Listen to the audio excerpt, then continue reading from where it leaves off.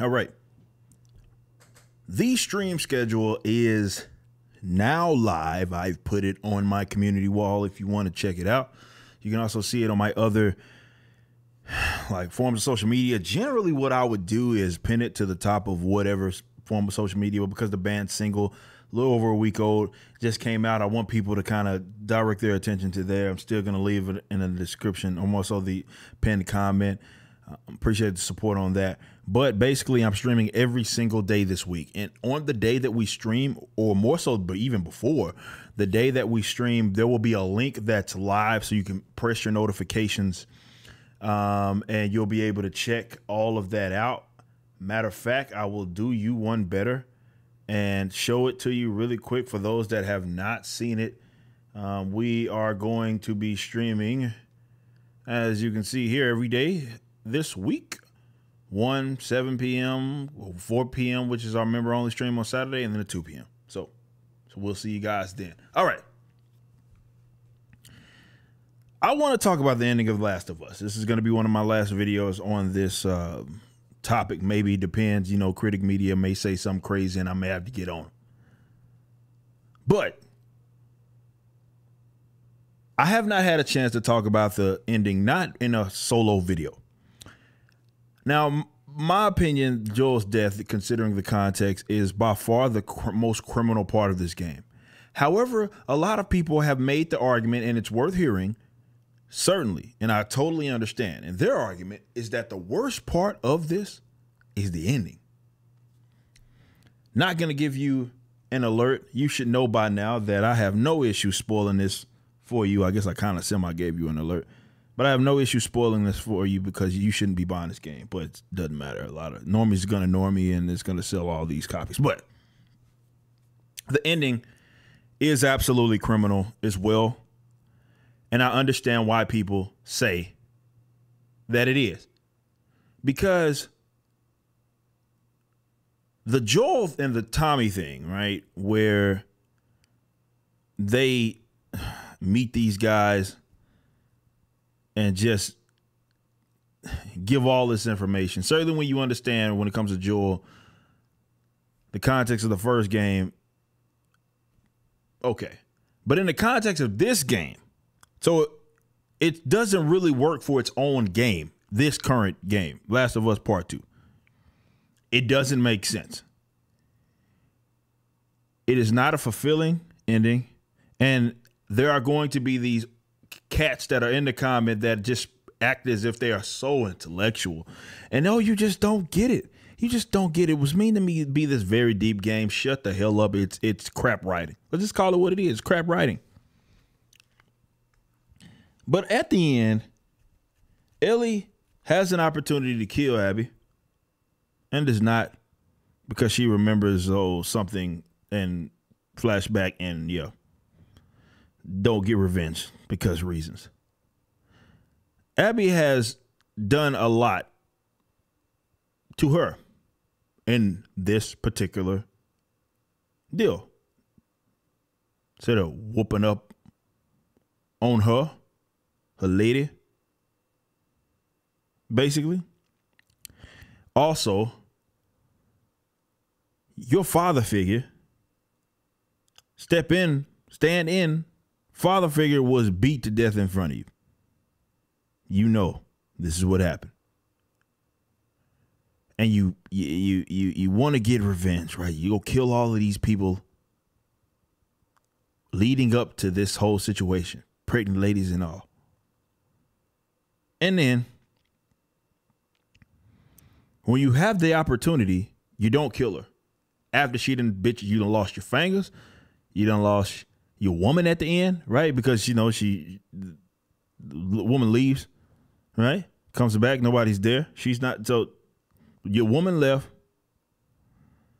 You ain't got no fingers. Joel's out of there. You lost friends on the way. And you had an opportunity, the one that caused a lot of this destruction for the sake of this time period. You didn't do what needed to be done.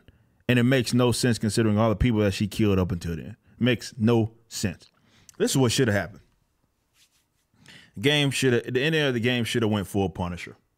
You should have been given an option to kill Abby in 45 different ways and repeat it over and over if you wanted to.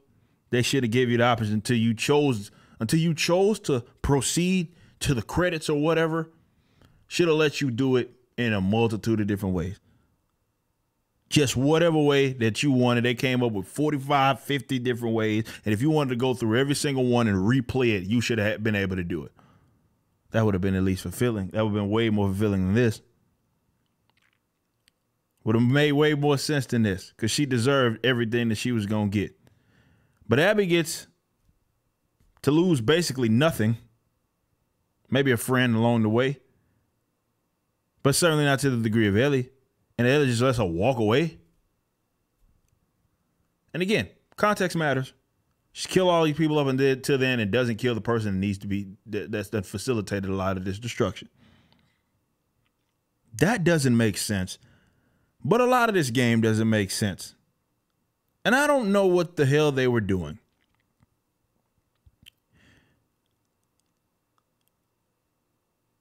Why are you playing with Abby in the first place, considering the ending of this game? What point does that serve? I know they want to make you, oh, it's her point of view. They want to see this perspective. Why did I need to see her perspective if it was going to end like that?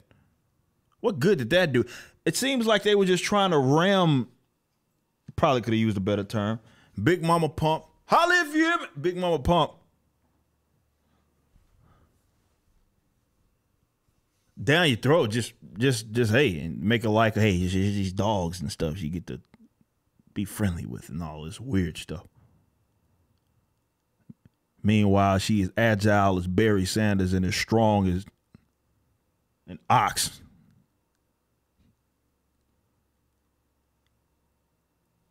Nonetheless, why am I playing with her? Why y'all playing as her? Why does the game force you to do that? Oh, no. Doesn't make sense. If anything, maybe they should have sent. I mean, you had an opportunity, even if you were going to kill Joel, even in the way that he died, which doesn't make sense. But let's just concede that that was just how he had to die. You could have went another route, opened a whole new world with the whole Tommy thing, but you chose not to. Could have been playing as Tommy and Ellie. That would have been pretty cool. Would have been better. But much like that death and the ending, it doesn't make sense. What does make sense, what seems to be obvious, they get in their own way. And the critics who, again, as I've said in numerous videos, support this stupid game out of spite because they've created a million visible enemies. So anybody to the right of Marx is an alt-righter, Nazi, sexist, woman-hating, transphobic, homophobic person, incel, and those are all the only people that would dare disagree with anything that happens in this game would be them, right? Those types. They've created those, so they support it either way, and they'll make excuses after excuses. Oh, of course y'all died. They've been comfortable for 5 years. They let their guard down. The fuck sense does that make? These guys been warriors, man, survivors. They know what's up, and they specifically go set out on a mission. So even if they had let their guard down for 5 years, they specifically go out there on a mission, the guard will be back up. You don't just start acting stupid. Oh, hey, I'm Tommy. Here's Joel. Here's our social security card. Here's our license plate number. Here's security code to my email and everything. Have it all. Oh, also, we live down the street. Here's the directions. Generally at the house between these hours, just ring the door. But like, you know what I'm saying? Come on, dog. But that's where we're at. And like I said in my stream, if the game was actually good, the reason why it's so polarizing, I think it speaks to how bad it is. Generally, games that are decent, I'm not saying that there aren't people that are going to dislike it. What I'm saying is that generally it's understood, even if you don't like it, you can respect the game for what it's worth. We're not seeing that here. We're seeing people give it 10s. It doesn't make sense. And then the other people giving it like 1s. And it's like a whole bunch of people like, there's something obviously wrong here. And it's not, oh, well, these guys are just a bunch of mad incels. And that's why, no, it's the writing's crap. And there's things that we can measure objectively that prove that. This is not subjective. I know a lot of people are like, that are going to try to make excuses for this nonsense. They always say, well, this is just subjective. It's just your opinion. No. I can go by way of how the story is being told, and I can look at what is measurable in terms of objectivity, in terms of the personality of these characters, and I can say that that doesn't make sense. I can say that's lazy writing. I can say that it's terrible writing. That of all I mean, we got 7 years to build this out, and the most creative thing that you could come up with, the most creative thing that you could come with is Big Mama Pump. No, more so Joel lands in the lap of Big Mama Pump, who just so happened to be a person that kills her father, and they just run into each other in the middle of a blizzard. Like, come on, man. That's the best y'all could come up with. Just lands right in his lap, helps you out, then obviously gives all your name. They give all the names, and that's the best they could come up with. Come on, bro. That's the best they could come up with. No, it's a trash game. In terms of its storyline, it may even be debatable in terms of the gameplay. From what I played, it seems still clunky. I mean, the first game was kind of a little clunky, but you play the game for the story. It's a story, linear-driven game, and you can tolerate all of that sort of stuff. And that's why if people are giving it bad reviews, and you're like, oh, you haven't played it, it does not matter. Not necessarily bad reviews, maybe not for the reviews, but if people are saying that the storyline is bad, it makes all the sense in the world because this is a story-driven game. This is a very linear game. This is not some MMO or anything like that where you have all these options to choose. This is the game. It's written like it's a movie. That was the anticipation. That was what they wanted to do. That was their intention. So we got to treat it as such. The story is the main part of the game. And if that's trash, it could look as glorious as it may look. And I'm sure the people that are part of that developers put all sorts of work into making that game look as good as it looks. That don't mean that the story ain't trash. And that's what we talking about. It doesn't make sense. The ending doesn't make sense. Joel's death doesn't make sense. And we don't have to pretend like that isn't the case. These are things that we can measure objectively. So be mad at me all you want. Create all the invisible enemies that you would like to try to cope with the fact that you want to like it. And God forbid someone else like it. So you need to paint them as the worst people in the world. You need to paint them as these people that just can't handle female leads. Yeah, man, we grew up playing Tomb Raider and Resident Evil and all sorts of stuff. And now all of a sudden we got a problem with female leads. Like, shut up. You just need that to be true, you idiot. Get a grip.